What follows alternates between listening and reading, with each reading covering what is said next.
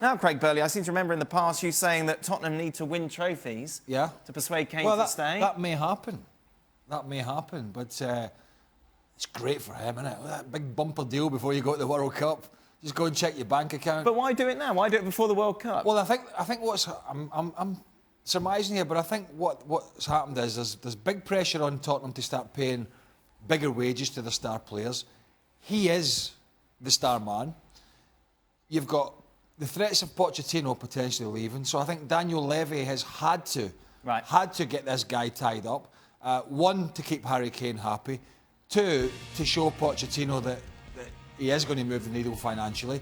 And three, if any suitors come along, and there's going to be lots, be it Real Madrid, Bayern Munich, teams in Italy or another team in England, that they've protected their asset in terms of the transfer fee that they can ask. So for Tottenham it works in all angles. For Harry Kane it works because, let's be honest, the contracts are hardly worth what they're written on. If Harry Kane wants to go, Harry Kane will go. So this doesn't mean much, apart from obviously Harry Kane doubling his salary. With regards to suitors, you don't feel that this is a big thing? Well, I think it allows Tottenham to play hardball more so with Real Madrid or whoever, now that Harry Kane's on a longer contract and on bigger money, and so it protects their fee. If anything, they'll be able to ask for more and be able to drive a harder bargain. It keeps the player happy moving into a new stadium. Look, I think Harry Kane likes it at Tottenham. I think he enjoys it there. He stated that.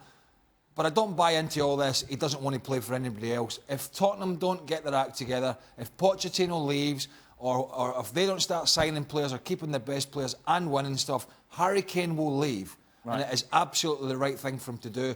But I think that's at least 12 months down the line. What about those suggesting that maybe this is a lack of ambition from Harry Kane, that he's not willing to get out of his comfort zone? I think he will get out of it.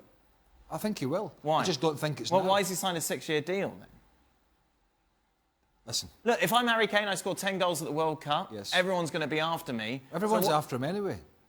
But if everyone's after him, why has he just signed a new contract? Why has he made it harder for suitors to come in? Well, he hasn't really, because you just said that he did. You just said that signing this contract means that people are going to have to pay more. I think it's made it easier for Spurs to ask for more money and drive a harder bargain. The end result will always be the same. When agents and players get involved and players become unhappy and a player wants to go, it will happen eventually as long as the money is right.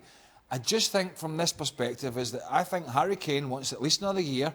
They move into the new stadium, see what happens with the manager, see what happens with signings, and if it doesn't work after that, I think in 12 months or thereabouts, Harry Kane will look to leave if Tottenham are not getting success.